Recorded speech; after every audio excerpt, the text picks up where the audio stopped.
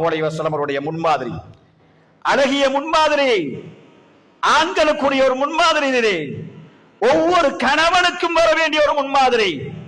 அல்லாஹ்வுடைய தூதர் இந்த உலகத்திலே மிக சிறந்த ஒரு கணவனாக வாழ்ந்தார்கள். அல்லாஹ்வுடைய தூதரை போல ஒரு சிறந்த கணவர் இந்த உலகத்துல யாருமே இல்லை. சூரத்துர் ரூம்ல அல்லாஹ் 21வது வசனத்திலே வமின் ஆயாத்திஹி அன் خلق لكم أنفسكم من أزواجكم لتسكنوا إليها وجعل بينكم المودة والرحمة.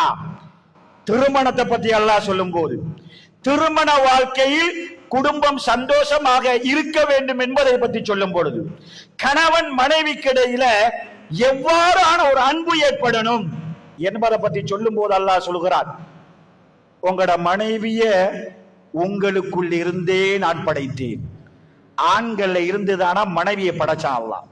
எதற்காக வேண்டி படைச்சான் அல்லாஹ்?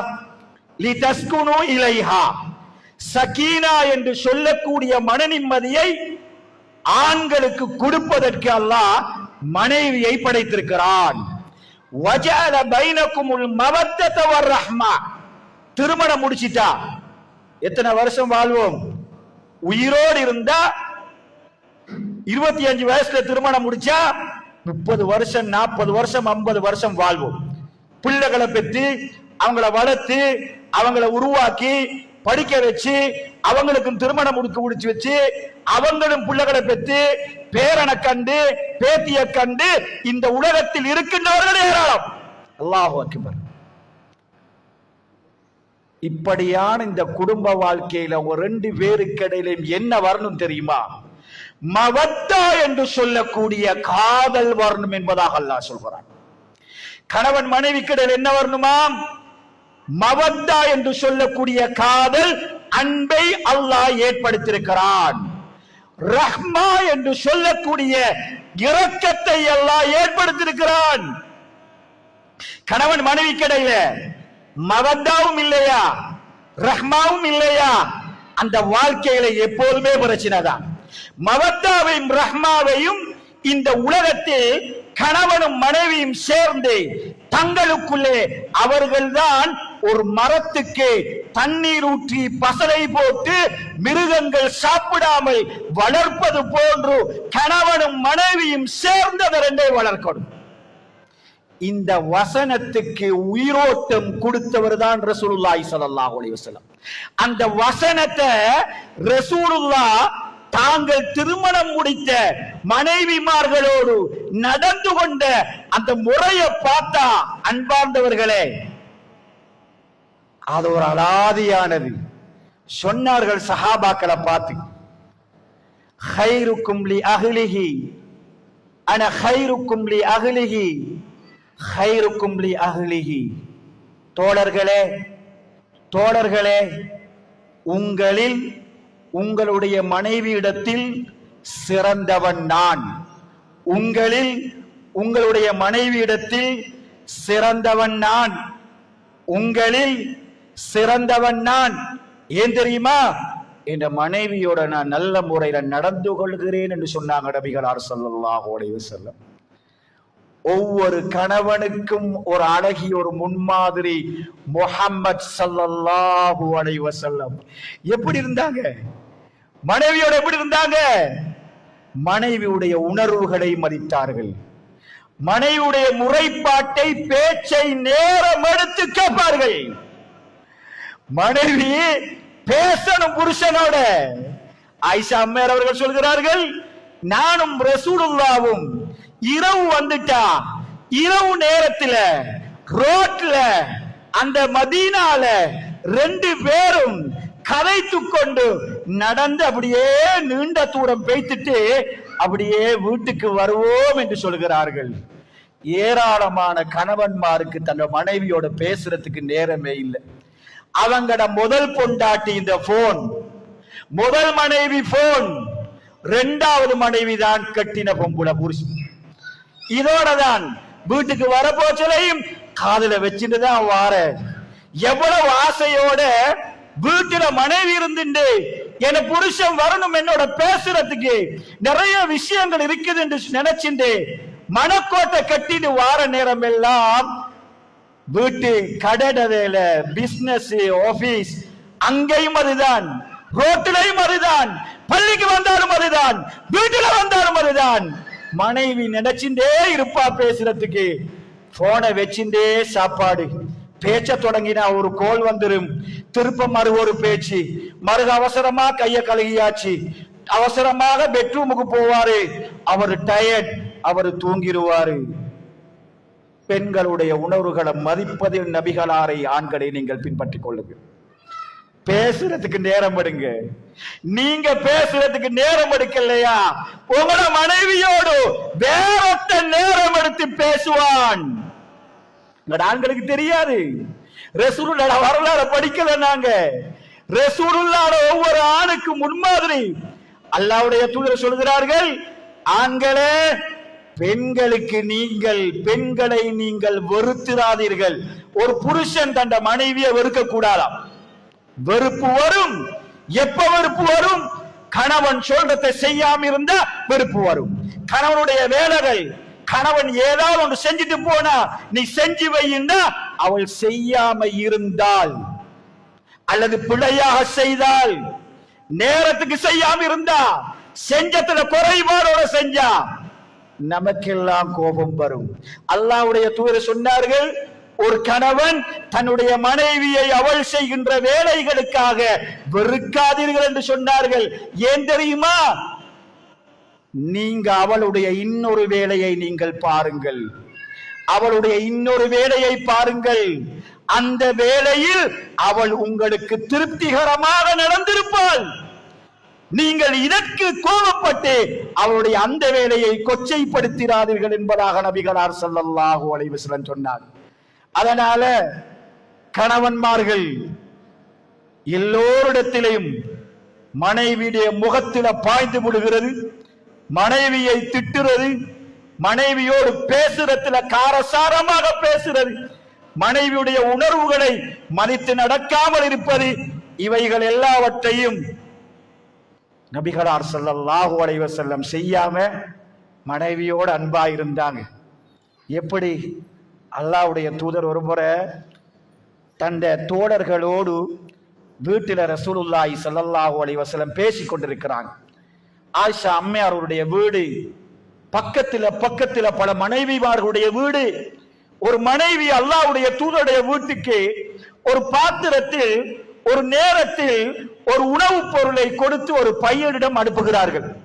அந்த பையன் உணவை எடுத்துக்கொண்டு அப்படியே நபிகளார் ஸல்லல்லாஹு அலைஹி வஸல்லம் அவர்களை தாண்டி ஆயிஷா அம்மையார் அவர்களுடைய அறைக்குள்ள போறாங்க. ஆயிஷா அம்மையார் அவர்களுக்கு கோபம் வருகிறது, ரோஷம் வருகிறது. ஏண்ட வீட்டில ரசூலுல்லாஹ் இருக்கும் போது நீ என்னமாவது கொடுத்து அனுப்பணுமா? ஒரே அடி பாத்திரத்துக்கு, அடிக்கப்பட்ட பாத்திரம். ரசூலுல்லாஹ் யாரோடு பேசிக் கொண்டிருக்கிறார்களோ அவங்களுக்கு முன்னாலே வந்து தரண்டு கீழே விழுந்து உணவுகள் எல்லாம் சிதறி பாத்திரம் ரெண்டாக உடைகின்றது. நானும் நீங்களும் இந்த நிலையில் இருந்தா, எங்களோட மனைவி நானும் நீங்களும் நண்பர்களோடு இருக்கும் பொழுது ஒரு டீ ஊத்தினா அதுல கொஞ்சம் குறை வந்தாலே, ஒரு சாமனை வச்சா அதுல ஒரு குறை வந்தாலே, என்னவா ஒரு சாமனை கேட்டுட்டு போட்டு அது இல்லைன்னு உடனே எவ்வளவு ஆத்திரம் நமக்கு எல்லாம் வரும். ஒரு முறைச்சி பார்ப்போம் நானும் நீங்களும். பாரு, நபிகளார் ஸல்லல்லாஹு அலைஹி வஸல்லம் அவங்கள்ட்ட தோழர்களுக்கு முன்னால பார்த்து சொன்னாங்க, என்ன தெரியுமா? அல்லாஹ்வுடைய தூதர் மெதுவா போய் வீட்டுக்குள்ள போய் இன்னொரு பாத்திரத்தை கொண்டு வந்து சிதறிய உணவுகளை எல்லாம் போட்டு உடைந்த பாத்திரத்துக்கு ஒரு பாத்திரத்தை கொடுத்து போட்டு சொன்னாங்க ரசூலுல்லாஹி ஸல்லல்லாஹு அலைஹி வஸல்லம். அவங்களோட தோழர்கள்ட்ட நண்பர்கள்ட்ட சொன்னாங்க, என்ன தெரியுமா? மனைவியை பற்றி சொன்ன செய்தி இருக்குது அன்பார்ந்தர். ஒவ்வொரு புருஷனும் தன்னுடைய மனைவியை பற்றி உம்மட்ட சொல்லும் பொழுது சொல்ல வேண்டிய வார்த்தை, ஒவ்வொரு புருஷனும் தன் மனைவியை பற்றி உங்களோட சகோதரி உங்கள்கிட்ட கேட்க போச்சல, ஒவ்வொரு புருஷனும் அவர்கிட்ட அவரோட மனைவியை பத்தி தாத்தா தங்கச்சி கேட்க போச்சல, மனைவியை பத்தி போட்டு கொடுக்கிறது இருக்குதையா, அல்லாஹு அக்பர். அல்லாஹ்வுடைய தூதர் சொன்னார்கள், உங்களோட தாய்க்கு ஆயிஷாக்கு கொஞ்சம் ரோஷம் வந்துட்டது மாதிரி எனக்கு விளங்குதுன்றாங்க நபிகளார் ஸல்லல்லாஹு அலைஹி வஸல்லம். அழகான முன்மாதிரி, அருமையான முன்மாதிரி.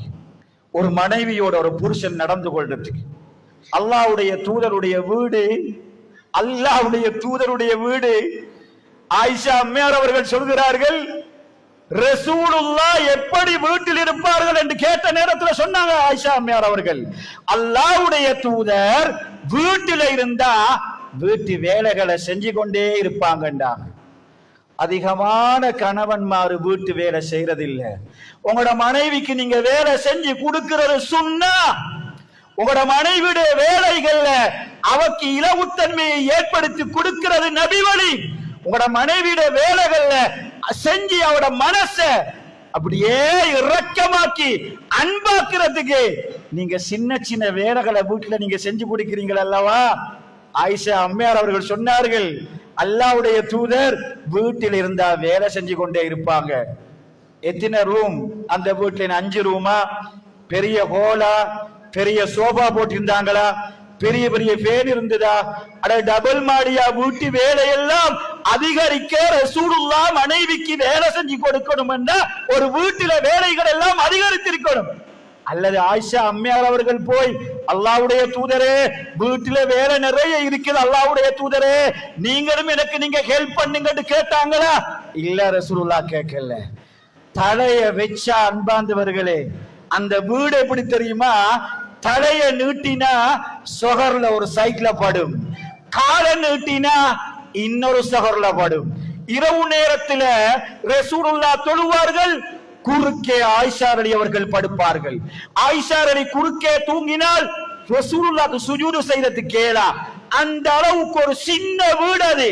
ரசூலுல்லாஹ் சுஜூதுக்கு வரும்பொழுது என்ன செய்வார்கள் தெரியுமா? அவருடைய கையால் என்ன செய்வாங்க தெரியுமா? ஆயிஷா நாயுடைய காலுக்கு ஒரு குத்து விடுவாங்க.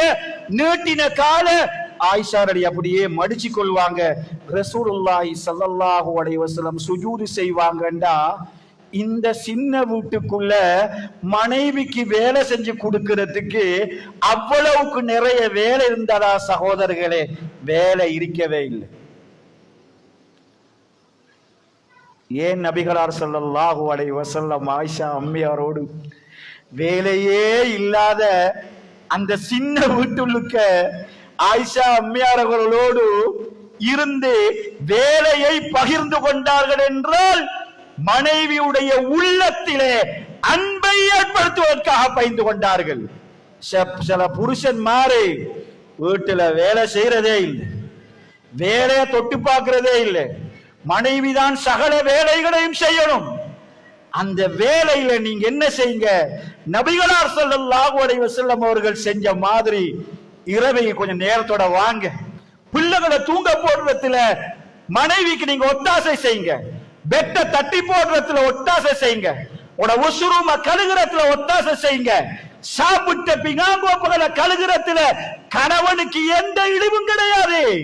மனைவி அந்த பிங்காங்கோப்புகளை கழுகுறதுல பாவம், காலையிலேந்து மாலை வரைக்கும் என்னுடைய மனைவி வேலை செஞ்சுட்டு இருக்கிறா, நான் கொஞ்சம் நேரத்தோட வந்து இன்றைக்கு லீவு நாள் தன்னுடைய மனைவிக்கு உதவி செய்யணும் என்று சொல்லக்கூடிய அந்த அழகிய நபிகளார் ஸல்லல்லாஹு அலைஹி வஸல்லம் அவர்களுடைய அந்த பண்பு நமக்கெல்லாம் ஒரு அழகிய முன்மாதிரியாக இருக்கின்றது.